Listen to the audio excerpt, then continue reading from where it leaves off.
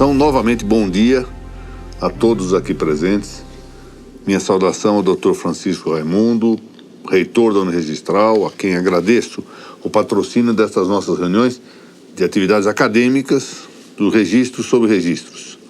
Como todos sabem, textos publicados na base da EAD da Uniregistral e que nos propicia aqui alguns comentários e glosas.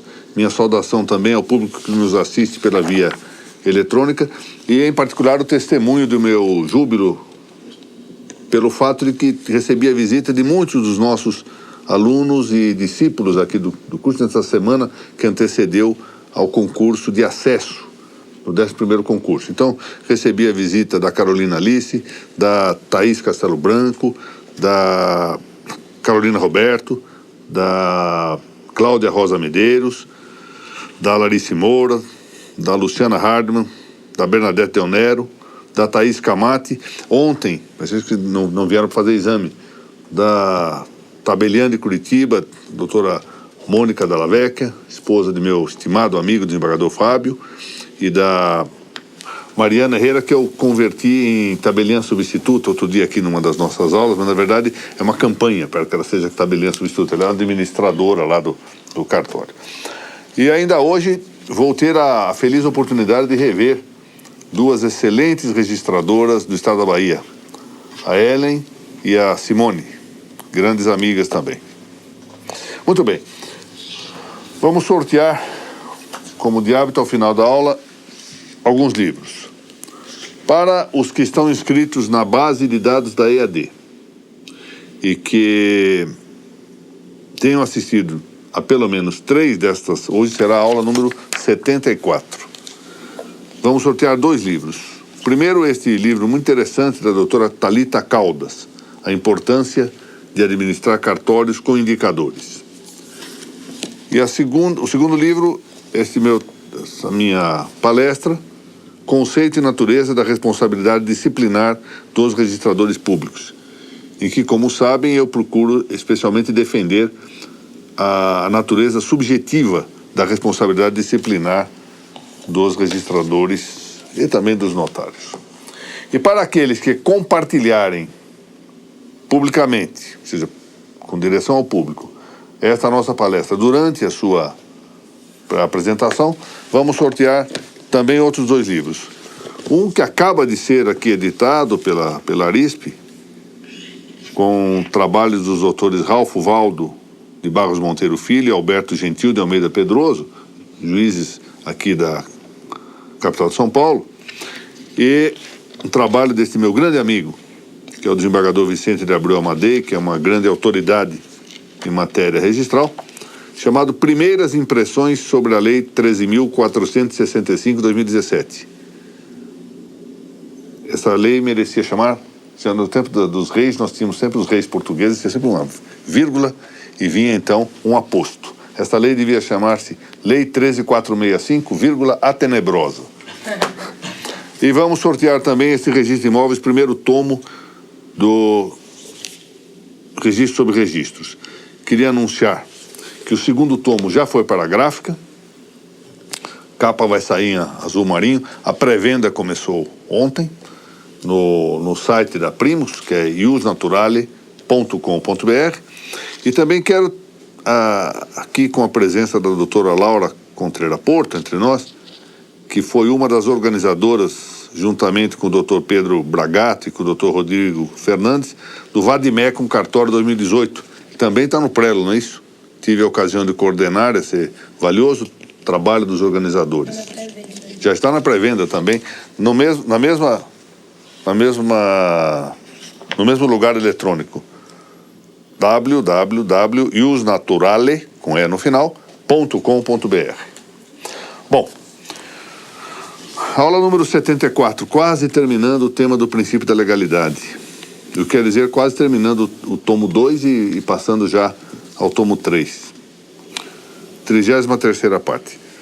Vamos tratar hoje da questão, basicamente da questão do recurso no processo de dúvida, com algumas novidades do ponto de vista teórico que nós devemos examinar. O artigo 202 da Lei Nacional, número 6.015, diz o seguinte: da sentença, estamos falando do processo de dúvida, poderão interpor apelação. Esse é o primeiro ponto. O recurso cabível das decisões da dúvida, pese embora seu caráter administrativo, a dúvida tem caráter administrativo, é, de acordo com a lei, o recurso de apelação. Poderão interpor apelação com os efeitos devolutivo, quer dizer, a matéria é devolvida ao conhecimento de segundo grau, e suspensivo, ou seja, suspende o cumprimento da decisão de primeiro grau enquanto não se decide a apelação. Esses são os efeitos sediços de conhecimento por todos relativamente aos recursos. Podem apelar da sentença o interessado, que é um conceito relevante. O que é o interessado? É o apresentante? É alguém que esteja representado de algum modo, ainda que de fato, pelo apresentante? Isso é um tema a discutir. O Ministério Público e o terceiro prejudicado. Muito bem. E, em face dessa regra, inclinou-se a jurisprudência administrativa, aquilo que nós chamamos muito latamente de justiça registral. Eu já lhes disse em ocasião anterior. A justiça registral compreende o judiciário atuando em matéria de registros públicos. Seja em primeira instância, aqui em São Paulo, o corregedor permanente, como nós o chamamos, em alguns outros estados, o juiz diretor do fórum. E nós temos que respeitar a designação que possa existir aqui e ali. E há mesmo um estado da Federação Brasileira, eu já lhes disse isso, que em primeiro grau o exercício é feito já pela Corregedoria Geral. A primeira instância administrativa é a Corregedoria Geral. Em outros estados, a Corregedoria Geral se comporta como juízo de segunda instância, e não de primeira. Mas há um estado aqui no Brasil em que o Corregedor Geral é a primeira instância como juiz dos registros. Então, juiz dos registros ou justiça registral significa isso, a jurisprudência administrativa que cuida dos registros públicos. Inclinou-se essa jurisprudência administrativa na direção de o registrador não ter legitimidade para apelar da sentença de improcedência da dúvida. Ou seja, essa inclinação parece que historicamente nasceu de uma posição paulista, pelos motivos que adiante eu vou referir. E foi tomando corpo e terminou por ser mais ou menos assente. Os vários autores que cuidaram da dúvida parecem afastar realmente, doutrinariamente, a possibilidade de o registrador ser legítimo, ou ter legitimidade para a apelação. Por que motivo? Primeiro, por não ser parte no processo. Segundo motivo, por não possuir interesse jurídico em hostilizar a negação do registro. Inscrição esta que diz respeito apenas a direto interesse do solicitante e de eventuais terceiros. Ao revés, o interesse econômico do registrador estaria até mesmo destinado ao positivo registro do título. Caso exclusivo esse em que auferiria emolumentos. É importante isso. O registrador atua, na verdade, como custódio dos interesses de terceiro, e quando ele recusa o registro, economicamente ele está contrariando o seu próprio interesse. É assim a mecânica. Portanto, vê-se que ele não tem interesse econômico e também não tem, aparentemente, interesse jurídico. Essas foram as duas teses principais, os dois fundamentos principais para impedir, segundo a jurisprudência administrativa, que o registrador pudesse legitimar-se como apelante. O primeiro argumento, o dele não ser parte no processo, não é seguramente dos mais propícios para amparar a tese da ilegitimidade recursória. Primeiramente porque a regra de regência não se refere expressamente a partes. Ninguém fala em parte nesse artigo 202. E em rigor, não há parte no processo de jurisdição não contenciosa. Seja jurisdição administrativa, seja voluntária, ela tem interessados, não partes. A parte supõe jurisdição contenciosa em sentido estrito. Portanto, falar que ele não é parte era óbvio, porque não há parte no processo de dúvida. Mas ilustrativo neste passo é que nós recorramos aos artigos 720 e 721 do Código de Processo Civil brasileiro vigente, de 2015, que diz isto: o procedimento, fala-se aqui da jurisdição voluntária, terá início por provocação do interessado. Serão citados todos os interessados, ou seja, não se fala em parte. Portanto, nas jurisdições voluntária e administrativa não há partes, porque não há lide. Onde não há lide, não há parte. É por isso que não me parece bem que, quando se fala do notário, se diga que as partes compareceram perante o notário, porque não há lide no notariado. E, portanto, é melhor utilizar a palavra cliente. Esta, sim, muito importante, com uma história muito boa. É que nós mercantilizamos um pouco a palavra cliente, dá a impressão de alguém que se utiliza de maneira comercial de alguma via, quando, na verdade, cliente é alguém que tem confiança naquele com quem trata. Portanto, não há lide em ato, mas, eventualmente, uma potentialitas, ou seja, uma potencialidade de lide, de que algo possa vir a tornar-se lide de futuro. Portanto, há mera controvérsia. Potencialidade de lide que exatamente se busca prevenir por meio da jurisdição não contenciosa. É exatamente isso que busca a jurisdição preventiva, a magistratura da paz jurídica. Evitar que algo que tenha potencialidade de se tornar um litígio, de se tornar uma lide, evitar que isso se transforme em lide. Portanto, não se pode falar realmente em partes. Eu menciono aqui um livro, o comentário de meus amigos Rosa Maria Neri e Nelson Neri, ambos professores de grande reconhecimento, grande autoridade, ao artigo 88 do Código de Processo Civil que eles têm publicado. O segundo motivo, da falta de interesse recursório do registrador, revela-se ao menos admissível diante do texto legal, porque o primeiro não tem admissão do texto legal.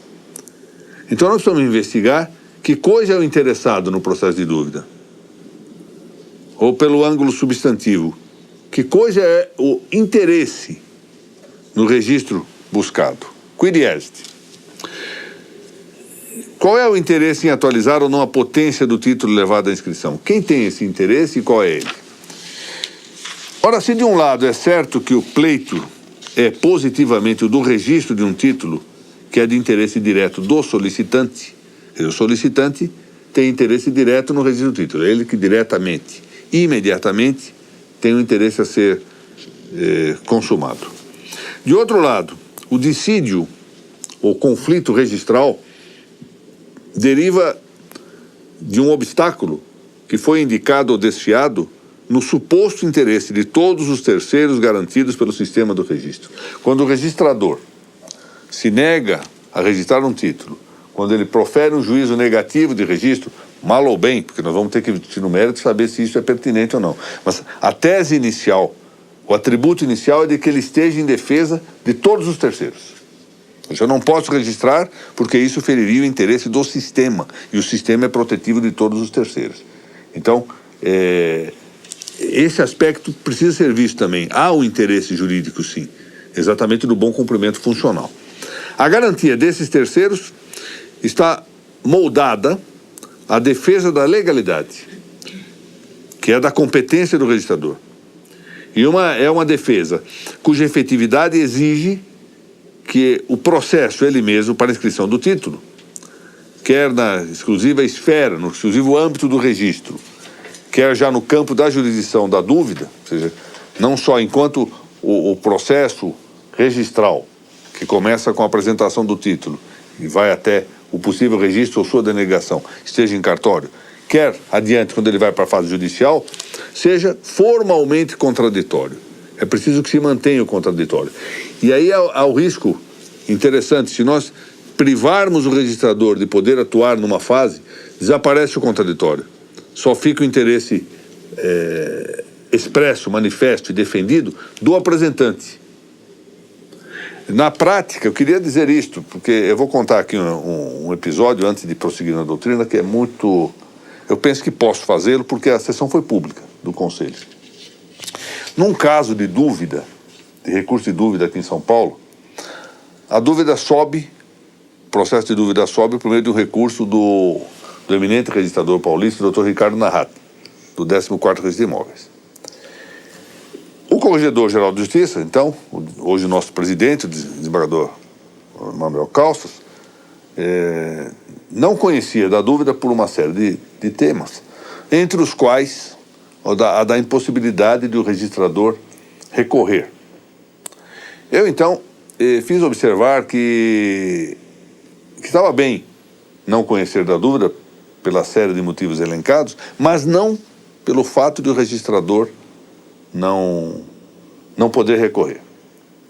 E aquilo era novidade no Conselho. Então, estabeleceu-se uma conversa lá, mais do que debate, mas por que de repente vem essa sua posição? Eu disse, olha, eu vivi no tempo em que se tomou essa posição na jurisprudência administrativa, em que isso se foi revolvendo durante a gestão do Dr. Silvio do Amaral, porque o que houve nessa gestão foi em 1986 e 87. As normas de serviço, essas que agora são volumosas, eram menorzinhas, e se estudavam e se reviam nesse período, porque elas haviam sido, na verdade, restabelecidas, revigoradas a partir do início da década de 80.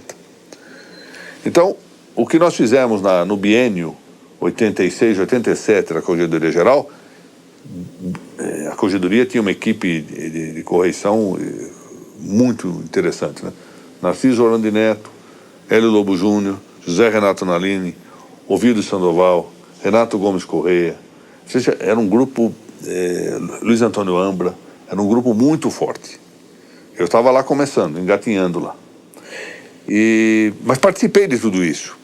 E por que, então, não se admitia a legitimidade recursória do registrador? Em cima da tese de que ele não era parte, mas essa tese era resultante de uma outra solução.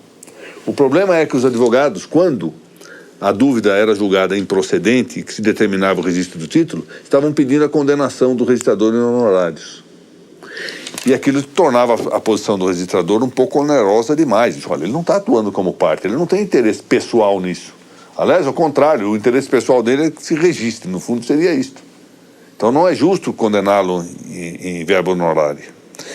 E a saída que se encontrou, bom, não vamos condená-lo porque ele não é parte. Mas esse argumento, na verdade, não sustentava, porque na jurisdição voluntária cabe, havendo resistência, condenação também em verba honorária.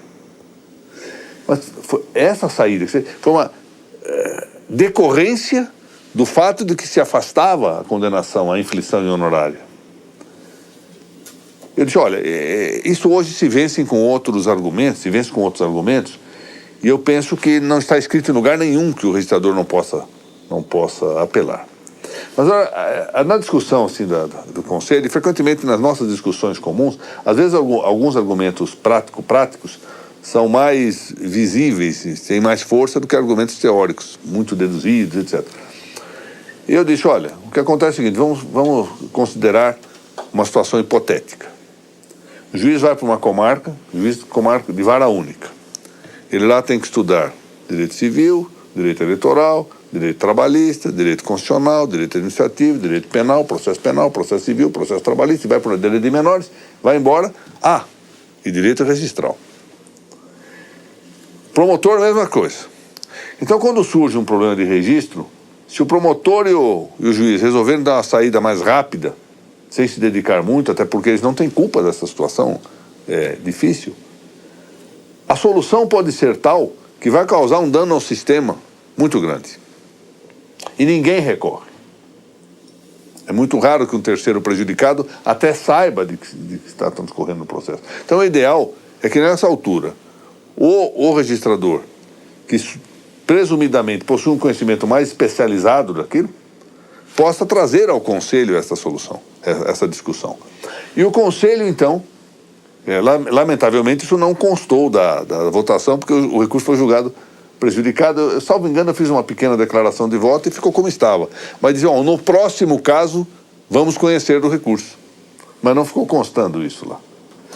Exatamente porque parece que não há efetivamente vedação e está na hora de nós tomarmos a ideia de que a posição do registrador é a posição de defesa dos terceiros, que convém manter o contraditório, ainda que ele esteja errado no caso concreto. Mas pode ser, o Conselho então decidirá, ou o órgão de segunda instância dos vários estados, que não sejam do Conselho, não sejam o Conselho dos estados, possam também decidir.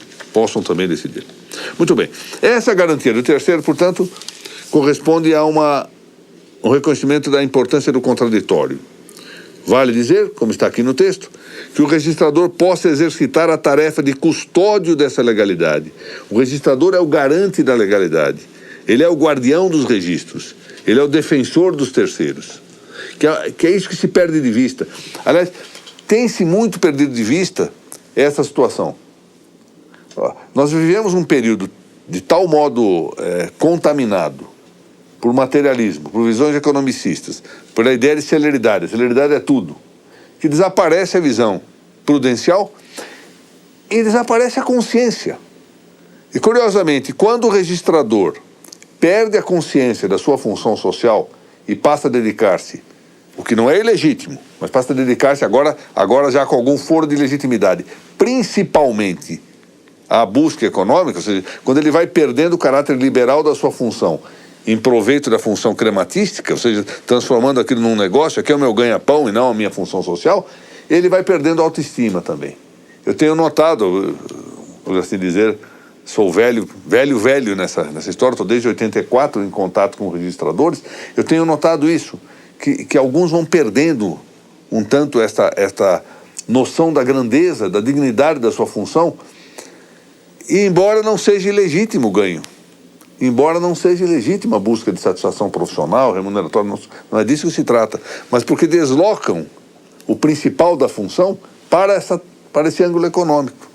Como se o juiz, por exemplo, estivesse mais preocupado em verificar quanto vai depositar-se no quarto ou quinto dia útil, quando recebe seus vencimentos, do que em resolver a justiça do caso concreto.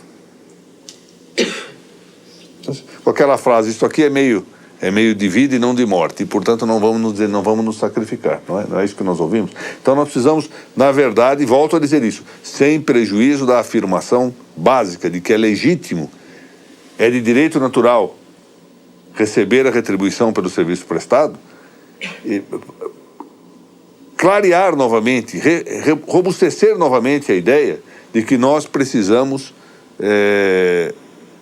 fomentar esta característica de função social, de função política, no sentido de função da cidade, da polis, que possui o registrador e o notário. Ontem mesmo eu falava sobre esse assunto aquilo foi um esplendor que eu não merecia, a reunião da FIG lá de Guarulhos. E só se explica por dois fatores: generosidade da doutora Osana, diretora lá da FIG, e a excepcional capacidade organizatória do nosso estimado Ricardo Felício Scaff. Ele se transformou numa festa que eu não merecia, para ser franco, e fiquei extremamente honrado, mas foi muito além do que os meus chinelos mereciam. Esse é o fato. Bom, eu falava exatamente disso, da necessidade de todos nós, até os estudantes que estão começando agora, entender a importância dos registros e das notas, para que nós possamos devolver aos registradores e notários a consciência da sua importância social. Porque é isso que vai salvá-los. Não é a maior ou menor remuneração. É a consciência de que eles estão num papel extraordinário.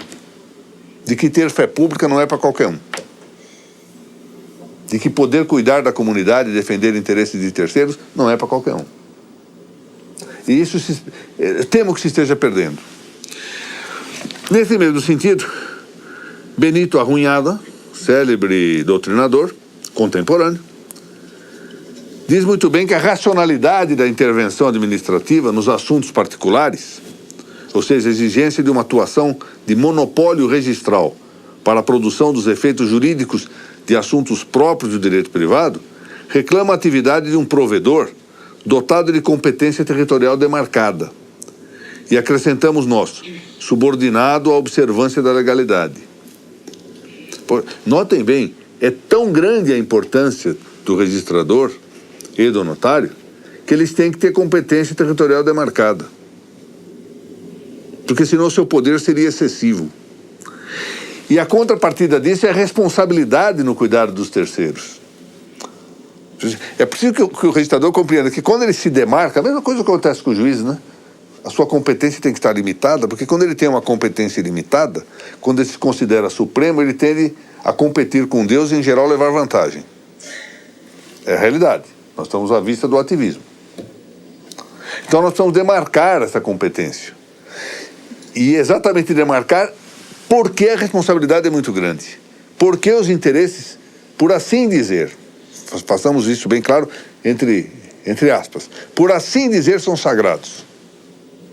Possuem uma certa sacralidade, interesses pessoais de que ele cuida, de terceiros.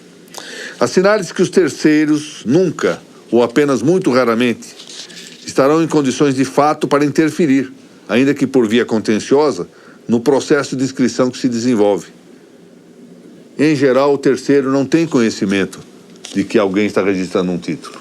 Nós não temos um processo de notificação necessária de todos os terceiros que podem, nem seria possível para que ele cuidasse disso. Nós não sabemos propriamente quais são os terceiros prejudicados. Alguns são realmente incógnitos para nós. Então é impossível outro sistema. E exatamente porque o terceiro não pode saber de tudo é que o registrador atua em defesa deles.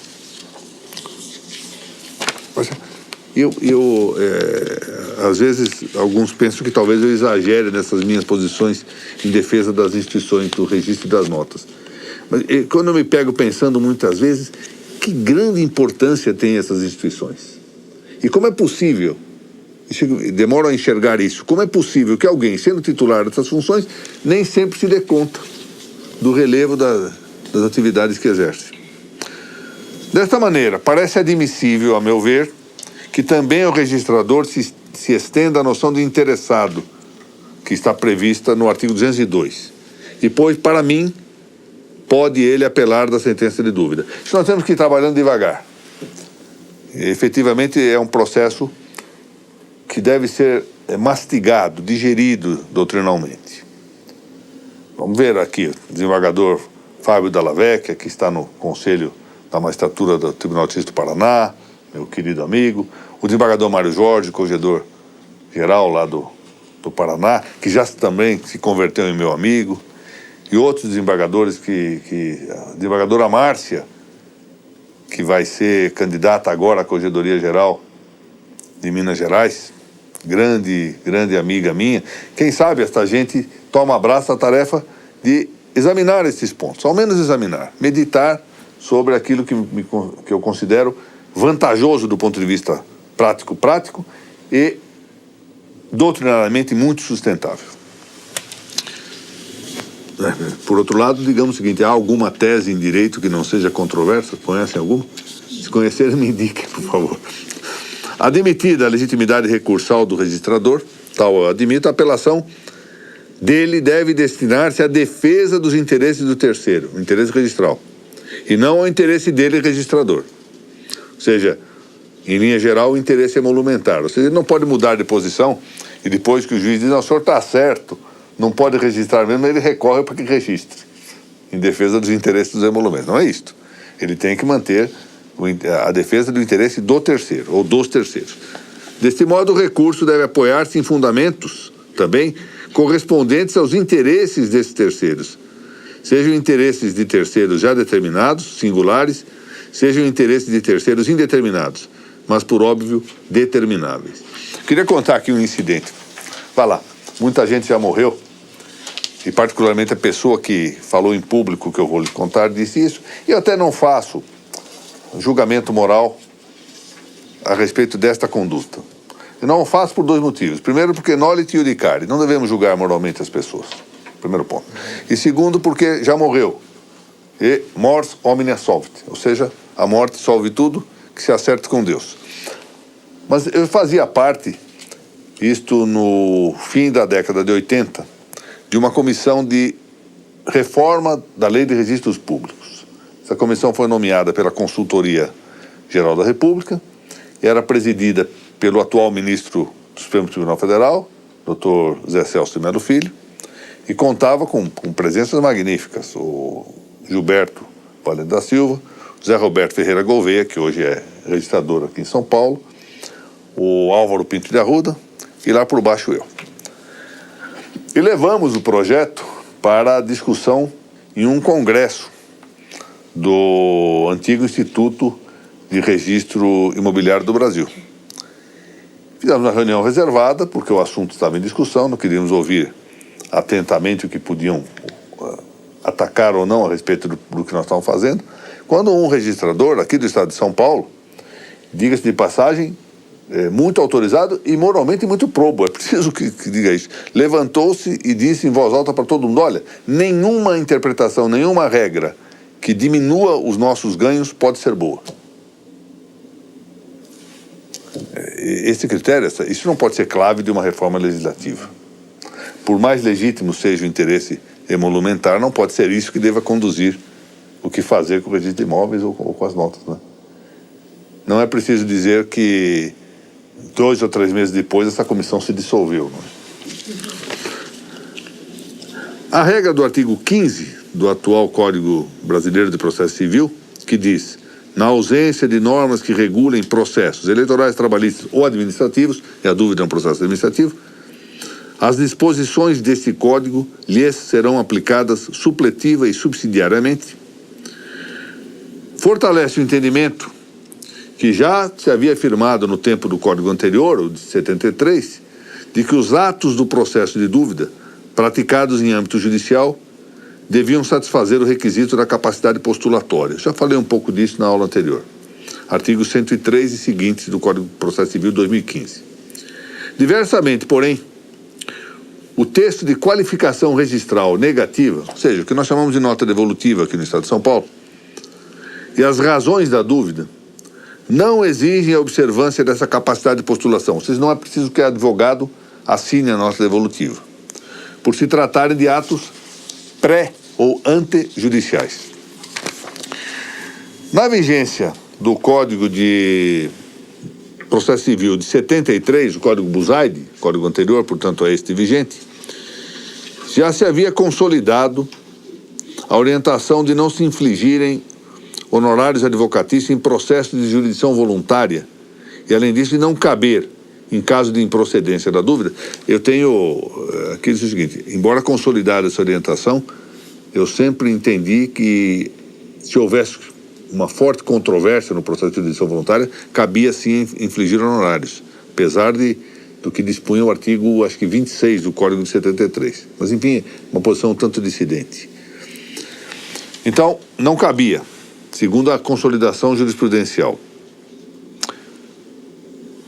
imposição de honorários, de recolhimento de custas e despesas processuais pelo registrador, exigindo-se esse recolhimento, embora a cargo do solicitante do recurso ser procedente à dúvida. Ou seja, quando se julgava procedente à dúvida, impunha-se o recolhimento das custas ao solicitante do registro. Suposto que, por óbvio, que fosse também aquele que demandasse a suscitação da dúvida, claro. Solicitação equivalente estende-se ao plano da jurisdição administrativa. Ainda uma vez, o critério de clivagem dessa distinção está em ser o registrador o guardião propter officium da legalidade, ou seja, o registrador continua não respondendo por honorários e por custas e despesas do processo de dúvida. Há exemplo, por exemplo, do que ocorre com o Ministério Público, não é? Está em defesa da legalidade. Ou seja, no fundo, o registrador é um custos legis, ou, se quisermos dizer melhor, um custos tabulae, ou seja, o custódio da tábua, custódio do registro. E, portanto, não atua em defesa da sociedade e, por isso mesmo, não deve responder por honorários e pelas custas do processo. A apelação no processo de dúvida deve dirigir-se ao juízo de primeiro grau dos registros. Atenção para isso. Aplica-se o artigo 1010 do Código de Processo Civil, exatamente como era em 1973, ou seja, no Código de 73. A interposição do apelo se dá em primeiro grau perante o juiz dos registros. Mas agora há uma distinção a fazer, como veremos. Se o rendem seja as contrarrazões, a cujo oferecimento, em caso de recurso do apresentante, deve ser intimado o registrador. Parágrafo 1º do artigo 1010. É interessante que contrarrazões ele pode. A jurisprudência entende que pode. Agora, apelar, não. Se não pode participar do recurso, não deveria poder também participar da contra-argumentação de um recurso interposto. E, na sequência, se remetem, aqui é o ponto, os autos ao tribunal, atenção para isso, independentemente do juízo de admissibilidade. Parágrafo 3º do 1010. Quer dizer isso, antigamente no Código de 73, o juiz controlava a admissibilidade do recurso, os pressupostos recursais. Entre esses pressupostos estava o da tempestividade do recurso, interesse de agir recursal, legitimidade recursal, regularidade formal da petição do apelo, e a outra era tempestividade, recolha do preparo, etc. Fazia tudo isso. Era o juiz de primeiro grau que fazia. Agora não. Com o novo código, quem controla a admissibilidade do recurso é o juiz de segundo grau. Isso vai nos dar um problema, como veremos. Assim, é da competência do tribunal Rexius, ou seja, melhor dito, competência do relator inicialmente, a competência inicial é do relator. Inciso 3º do 932 do Código de Processo Civil, quando recebe a apelação, o relator examina se cabe ou não. Se ele entende que não cabe, de logo ele, por decisão monocrática, ele defere o processamento, isto atrai possível agravo interno. Então o agravo interno vai para a turma julgadora do apelo, mas cabe ao relator fazer esse controle. Não é mais o juiz de primeiro grau. Ingressa com uma apelação absolutamente fora de hora e remete para o tribunal, e o tribunal é que vai verificar se é admissível ou não. Eu queria fazer aqui uma observação. O abuso desta interposição fora de hora já tem levado a que se tenha decidido que em determinadas situações o juiz da origem pode evitar a subida do recurso. Porque, vejam, eu consigo paralisar um processo, levando isso a ferro e fogo, aplicando a letra estritamente da lei. A Laura, por exemplo, entra com uma ação de cobrança contra a Amanda. Aí a Amanda, ela não faria isso, eu estou sendo hipotético, apela da ordem de citação. Isso é um absurdo. Como vai apelar? Não há sentença. E neste caso, ela apela, mas o juiz de primeiro grau não pode controlar. Em rigor, ele tem que mandar o processo para a segunda instância para verificar se cabe apelação. Ela pode fazer isso o processo inteiro e paralisar o processo, no fundo, né? Não vai andar nunca. Aí o juiz, não cabe apelação nesse caso, volta para a origem. Aí volta para a origem, ela apresenta a contestação. A Laura recebe um despacho à réplica, ela vai, apela de novo do despacho à réplica, sobe o processo novamente, porque o juiz de primeiro grau não pode. Claro que chegou-se a um excesso. Eu sei que esse código, com todo respeito, vem dando muito trabalho, tem muitos problemas e vários processualistas de peso já têm emitido opinião muito desfavorável sobre o novo código, que aliás é a voz corrente também na magistratura e dos advogados com quem eu tenho tido a oportunidade de conversar sobre este tema. Mas aqui seria um absurdo não tentar uma interpretação que salve o código. Nós vamos acabar com qualquer tipo de processo. Basta apelar toda hora e o juiz de primeiro grau não pode examinar o cabimento ou não da apelação, tem que mandar o processo toda vez para o tribunal. Imagine o que ocorreria numa comarca distante. Santarém para Belém, onde está a minha estimada amiga doutora Bárbara Lameira, a quem saúdo também o doutor Vitor. Imagine que de Santarém vai para Belém toda vez. Põe naqueles barcos, né? E vai pelo rio, processo até Belém. E nós vamos parar o processo desse modo. Então precisamos dar uma interpretação um pouco mais razoável. Em todo caso, na linha de princípio, cabe ao tribunal, compete ao tribunal e, num primeiro momento, ao relator da apelação, apreciar e decidir sobre a admissão do recurso. Suponha-se, entretanto, que o juízo de primeiro grau decida ser inadmissível o apelo. Isso pode ocorrer. O juiz de primeiro grau esquece que não pode mais controlar a tempestividade. Por exemplo, não, o recurso é intempestivo, não o recebo. Qual o remédio de que se vale o apelante? Bom, no sistema do Código Processual Civil de 73, cabia ao juiz de primeira instância, como eu disse, admitir a apelação. E suposto não a recebesse para processamento, se abriria ensejo ao manejo de agravo, dirigido, já na fase depois da reforma do Código 73, essas reformas pontuais, o agravo era dirigido diretamente ao tribunal. Eu trabalhei, acho que aqui ninguém é tão antigo quanto eu, mas eu trabalhei no Código 73 no tempo que o agravo era ainda interposto em primeiro grau.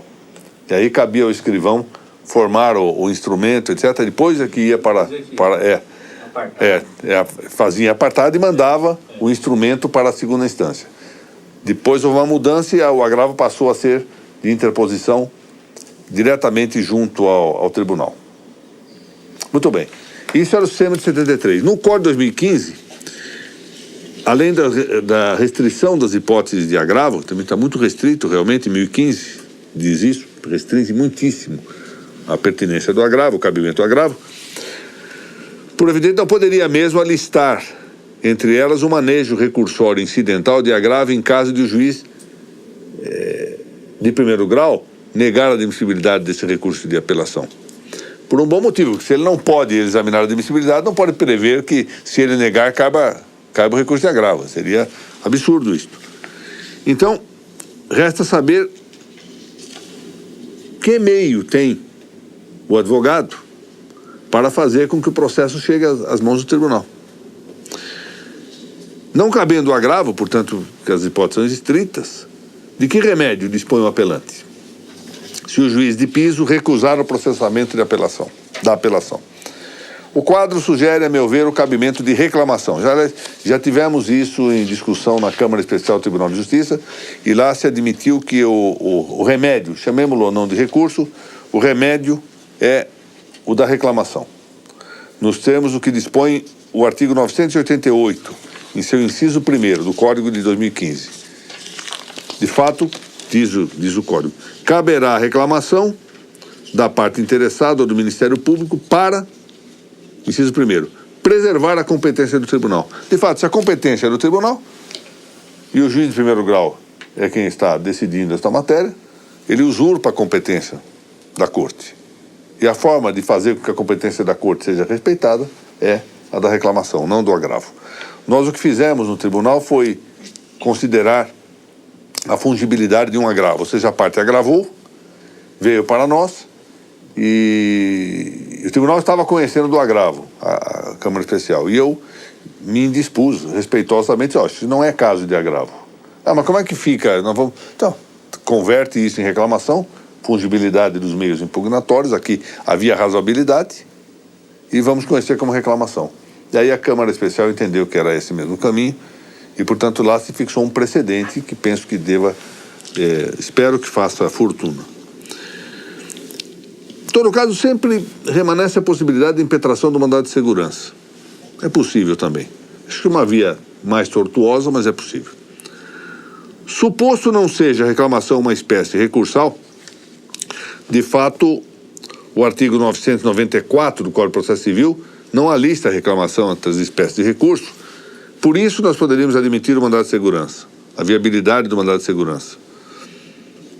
Para quem, entretanto, afirme ter a reclamação natureza recursória, cabe observar que, à vista da previsão de seu possível efeito suspensivo, inciso 2º do artigo 989, não se admitiria o mandado de segurança, pois o RIT não pode alvejar decisão judicial da qual caiba recurso com efeito suspensivo. Isso está na lei especial, na lei de 12.016. Então, aqui, eu penso que o caminho da mandado de segurança é tortuoso, exatamente porque nós vamos ter que debater, ou esperar que o relator do mandado de segurança, ou a turma julgadora da segurança, entenda que a reclamação não seja recurso. Para quem entenda que a reclamação é recurso, é uma larga parte da doutrina de julgados, entendendo que a reclamação como recurso, embora não previsto no Código de Processo Civil, o recurso previsto no sistema geral recursório brasileiro, então não caberia já o mandado de segurança, porque a lei prevê que a reclamação possa ter efeito suspensivo. E sempre que houver recurso com efeito suspensivo, não há necessidade do mandado de segurança, está vedado o mandado de segurança. Nesta circunstância, aparenta mais seguro propor-se reclamação, em caso do juiz de primeiro grau não admitir o trânsito de apelação tirada contra a sentença em processo de dúvida. Mas vejam uma coisa que eu penso que complicou muitíssimo para o processamento. Antigamente, quando um terceiro prejudicado interpunha um recurso, suposto que fosse um terceiro que ainda não estivesse nos autos, o juiz de primeiro grau, diligentemente, trataria de estabelecer alguma forma de controle disso. Você mandaria dizer, mas por que o senhor está, efetivamente, se não disse muito bem na apelação, nas razões de apelação, qual é o seu prejuízo concreto? Dá para provar isto? Se fosse o caso, até cabia, incidentalmente, uma pequena justificação. Dava audiência a uma testemunha, alguma coisa, fazer uma pequena diligência. Então ele estava mais perto dos fatos. Imaginemos que se trate, como o exemplo que eu disse aqui lá do Pará. O problema está em Santarém e o tribunal, a corte está na capital, Belém. Ou então aqui no estado de São Paulo, o recurso está em Santa Fé do Sul e a corte está aqui na capital de São Paulo. Aí eu quero ter maiores informações desse terceiro prejudicado. Ouvir eventualmente uma testemunha para saber se ele tem ou não efetivamente um interesse recursal. Tem que produzir a prova por meio de precatória? Ou tem que pedir para a testemunha via São Paulo para depor perante a corte? São coisas que talvez essa ideia de remeter a admissibilidade do recurso para segundo grau tenha contrariado um pouco a realidade das coisas. Eu dei uma entrevista, eu não gosto de dar entrevista de um modo geral, e acho que fiz 2 ou 3 vezes isso na vida só, mas atendi a um pedido do Conjur, que é sempre muito leal comigo, preciso dizer isso publicamente, e nessa entrevista eu disse que código não se faz fechado em gabinete. É preciso sair a campo, ver a realidade das coisas. E não sei se viu inteiramente. Vamos ter que esperar um tantinho para verificar. Bom, vamos ao sorteio dos livros. Vou passar de volta às mãos da doutora Laura Porto, esta folheto publicitário aqui do Vademecum. E quando é que começa a vender, doutora Laura? Já está na pré-venda? Está na pré-venda, muito bem. Foi um trabalho muito importante desses 3 jovens juristas aqui de São Paulo, a doutora Laura, o doutor Pedro Bragato e o doutor Rodrigo Pacheco Fernandes. E que me parece uma coisa que eu tenho que dizer a respeito desse Vademecum, eu tive a oportunidade, a honra de coordenar tantos trabalhos, é que não se trata de algo feito de afogadilho. Isso era um material que já vinha sendo experienciado pelos autores. Ou seja, ao longo do tempo eles haviam provado a importância disso para o trabalho, para as provas. O Dr. Pedro e o Dr. Rodrigo são concursados, haviam utilizado esse material. Eles atualizaram o material e perceberam a importância. E foram notando ao longo do tempo falhas aqui e ali que puderam completar para o seu próprio estudo. E é esse material que se converteu nesse Vademecum. Por isso que me deu muita honra, efetivamente, ter coordenado esta obra que me parece muito relevante. Vamos então ao sorteio primeiro dos 2 livros para o grupo do EAD. A importância de administrar cartórios com indicadores. O grupo do EAD é esse aqui. Então, Evandro, é isso? Esse livro da doutora Thalita Caldas vai para o doutor Evandro Messias Ferraz de Oliveira, que em cumprimento. E esse outro livro, Conceito e Natureza da Responsabilidade Disciplinar dos Registradores Públicos, vai para o doutor Maurício Rios de Almeida. Muito bem.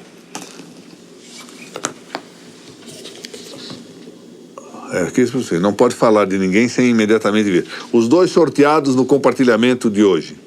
O doutor... O que está escrito ali? 72 compartilhamentos. Muito bem, hoje foi bem isso.